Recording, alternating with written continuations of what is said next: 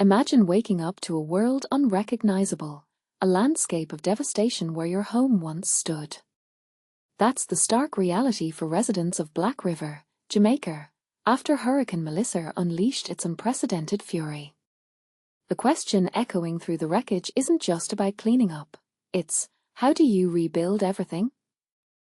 Reaching Black River, a coastal town in St. Elizabeth, Jamaica, is now an ordeal in itself. This week, the town found itself in the crosshairs of Hurricane Melissa, a storm that etched its name in history books for its sheer intensity. The journey is fraught with peril. Uprooted trees and lampposts litter the roads, remnants of landslides form treacherous obstacles, and massive potholes punctuate miles of slippery silt left behind by catastrophic flooding. In some areas, entire communities have been transformed into raging rivers, making passage nearly impossible. Thursday saw utter chaos on these precarious routes. Vehicles sputtered and died in the floodwaters, while police and army personnel desperately tried to manage the agonizingly slow-moving traffic jams in both directions. But beyond the logistical nightmare, the true horror lies in the widespread destruction of homes and buildings, some reduced to hollow shells, others choked with debris. It's a heartbreaking scene of loss and displacement. As you approach Black River, which has been tragically dubbed a ground zero for the Category 5 hurricane's impact, the scale of the disaster becomes painfully clear. Nearly every structure has lost its roof, ripped away by the storm's relentless winds. The town centre, once a vibrant hub, now resembles a war zone, a scene of utter demolition. And this is the part most people miss. It's not just about the buildings, it's about the people. Amidst the mangled buildings and streets strewn with debris, zinc sheets torn from roofs, shattered glass, and other hazards, are the residents, traumatized, bewildered, grieving, and desperately seeking aid. Families, including young children, huddle in bus shelters, seemingly forced to make them their temporary homes. Others pick through the rubble, desperately searching for anything salvageable, even just food. The situation is rapidly spiraling into a full-blown humanitarian crisis. Some, driven by hope, had travelled to Black River, the parish capital, from even more remote and devastated areas, hoping to find assistance. Instead, they were met with a scene mirroring, or even exceeding, their own devastation. It's a cruel irony, a desperate search for help that ends in even greater despair. Beverly Stephens, her voice choked with tears, recounted her harrowing experience to The Guardian. She and her son spent 3 agonizing hours holding a door shut against the wind's relentless assault, protecting herself and her elderly, immobile mother in a room with a reinforced roof. "Tell the world that Jamaica needs help," as she pleaded, her words a desperate cry for international support. The hurricane's impact extends far beyond Jamaica, hitting Cuba, Haiti, and the Dominican Republic particularly hard. The death toll is currently estimated at 50 to 19 in Jamaica and 31 in Haiti, and tragically, that number is expected to rise as communication networks remain largely down in Jamaica and Cuba, hindering rescue and assessment efforts. It could take days to fully grasp the extent of the damage, a slow and painful reveal of the true cost of this disaster.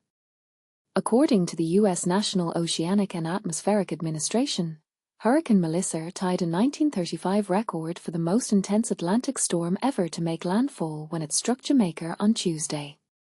This historical comparison underscores the unprecedented nature of the event and the immense challenge facing the affected communities. But here's where it gets controversial.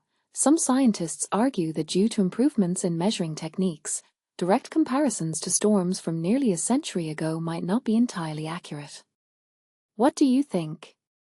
One woman in Black River, her face etched with grief, told The Guardian she was on her way to the police station to report a death. Another, struggling to hold back tears, simply said she had lost everything. Their stories are just 2 examples of the countless personal tragedies unfolding in the wake of the storm. Annette Royal, visiting Black River from Westmoreland, described the widespread devastation, the country mash-up, as she lamented. We need food, we need water, we need shelter, we need everything to survive, because if we don't get all of things we will suffer in Jamaica. Her words are a stark reminder of the immediate and critical needs facing the affected population. Aston McCatty, a religious education teacher, painted a grim picture of the long road to recovery. You are looking at hundreds of years of history, in one day totally destroyed, he said, pointing to a demolished parish church across the road. How do you rebuild all of this?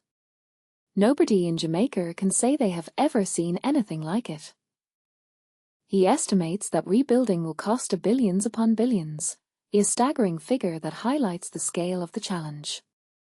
In Treasure Beach, a nearby tourism community, residents were equally stunned by Melissa's unprecedented power. The storm completely swept away an entire beachfront restaurant, leaving no trace of its existence. Even more disturbingly, it dragged tombs out of their resting places, a chilling testament to the hurricane's destructive force. Some are saying that these extreme weather events are becoming the new normal. Is this something we need to accept? Alan Daly, a 67-year-old fisherman, described the damage to his own property. Part of his roof was torn off, and his boat was severely damaged by a large shipping container that crashed into it. I am 67. I went through hurricanes, including Gilbert, and I have never seen anything like this, he said. It was the hardest wind I ever felt in my life. The foundation structure in my house is concrete, and I could feel it moving. His experience underscores the unprecedented intensity of the storm and its ability to overwhelm even the most resilient structures. Owen Clark, a hotel owner facing the daunting task of rebuilding his properties for the second year in a row, they were damaged by Hurricane Beryl last summer, called for greater support for businesses affected by hurricanes. It's really bad. We don't have electricity. We need material like zinc, board, cement, steel, nails, he said, highlighting the urgent need for building supplies to begin the long process of reconstruction. Tourists who were caught in the storm were also assessing the damage.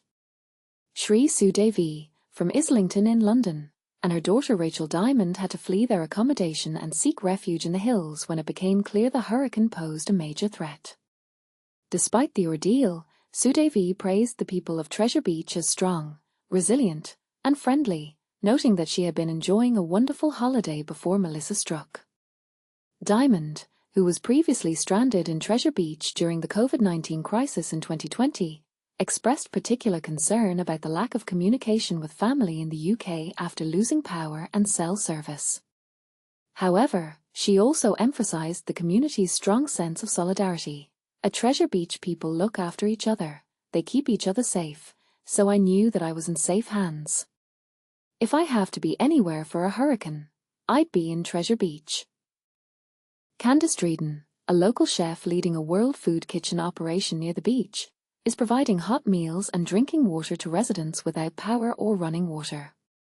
A warm plate of food will remind people that they're still home, she said, emphasizing the importance of providing comfort and a sense of normalcy during this difficult time.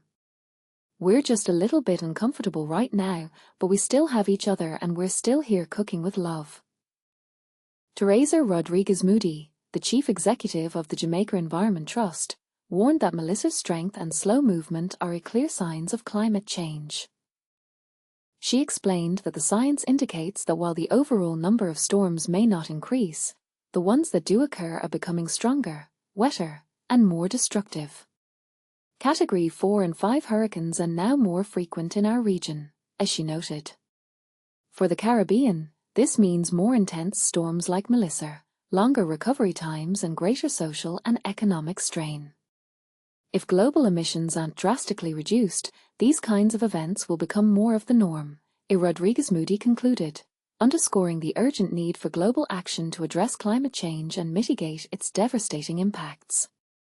As evening fell, heavy-duty military vehicles loaded with mattresses and other essential supplies could be seen navigating the treacherous roads, heading towards St. Elizabeth. These vehicles represent a glimmer of hope, a promise of relief for those caught in the hurricane's aftermath. But as the people of Black River look toward the future,